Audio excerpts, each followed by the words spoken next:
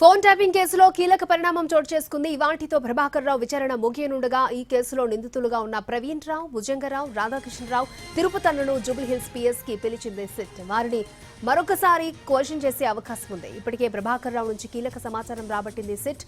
రాజకీయ నేతల పాత్రపై ఆధారాలను సేకరించింది.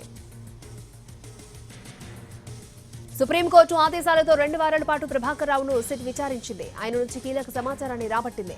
రాజకీయ నేతల పాత్రపై ఆధారాలను సేకరించింది. ఈ 2 వారాల విచారణకు సంబంధించి సుప్రీంకోర్టుకు నివేదికను ఇవ్వనుంది సిట్.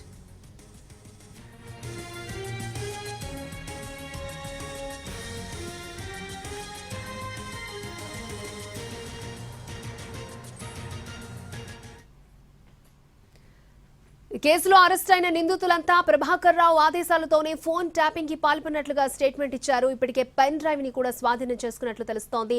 ఈ కేసులో పెన్ డ్రైవ్ చాలా కీలకంగా మారింది. రైట్, పూర్తి డీటెయిల్స్ అందించడానికి మా ప్రతినిధి రాధాకృష్ణ లైవ్ లో మనకి అందుబాటులో ఉన్నారు. రాధాకృష్ణ,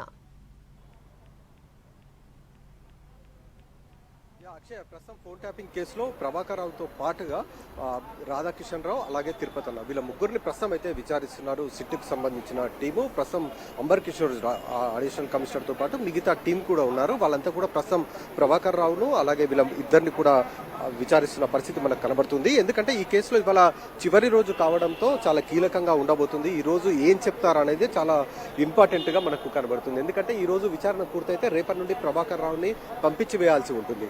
అలాగే సుప్రీంకోర్టులో ఈ విచారణకు సంబంధించిన నివేదికను కూడా అందజేయాల్సి ఉంటుంది. ఆ విచారణ కూడా జనవరి 16వ తేదీన జరగబోతుంది. కాబట్టి ఈ లోపు ఈ విచారణ మొత్తం పూర్తి చేసిన తర్వాత సిట్ తదుపరి దర్యాప్తు చేయబోతుంది. అంటే ఈ 14 రోజుల పాటు ప్రభాకర్ రావు విచారణలో చెప్పిన అంశాలు కావచ్చు, అలాగే ఇప్పటికే ఈ కేసులో అరెస్ట్ అయి రిమాండ్ తర్వాత బెయిల్ పై బయటికి వచ్చిన 4 అధికారులు ప్రస్తుతం ఇస్తున్న స్టేట్మెంట్ల ఆధారంగా తదుపరి విచారణ జరగబోతుంది అనేది మనకు చాలా స్పష్టంగా తెలుస్తుంది.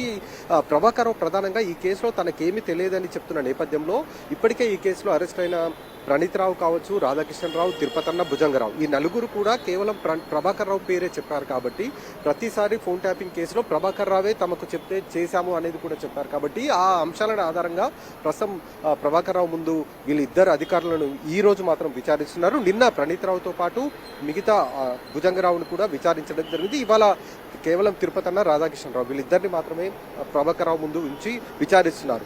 ఇందులో ఫోన్ ట్యాపింగ్ కి సంబంధించిన అంశంలో ప్రధానంగా అసలు ఆ నెంబర్లు ఎవరిచ్చారు, ఆ నెంబర్లని ఏ విధంగా మావోయిస్టుల నెంబర్లు అని చెప్పి ట్యాపింగ్ కి రివ్యూ కమిటీకి దగ్గరికి పంపించడం, రివ్యూ కమిటీ దాన్ని ఓకే చేసిన తర్వాత వీళ్ళు ఇక్కడ ఫోన్ ట్యాపింగ్ అనేది చేయడం జరిగింది. కాబట్టి ఈ నెంబర్స్ ఎవరిచ్చారు, ఎవరు చెప్తే ఫోన్ ట్యాపింగ్ చేశారన్న దానికి సంబంధించిన అంశాలతో పాటుగా ఆర్థికపరమైన అంశాలపైన కూడా దృష్టి సారించి విచారిస్తూ ఉన్నారు. ప్రస్తుతం అయితే ఇందులో ప్రధానంగా ఒకటే, రాధాకిషన్ రావు అప్పుడు టాస్క్ ఫోర్స్ డీసీపీగా ఉన్నారు.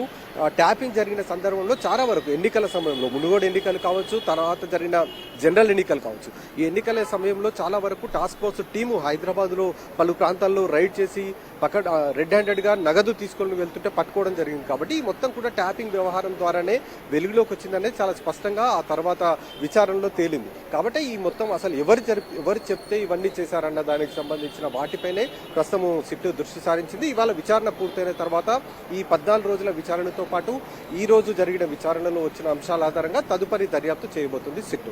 అక్షయ్. ఓకే రాధాకృష్ణ.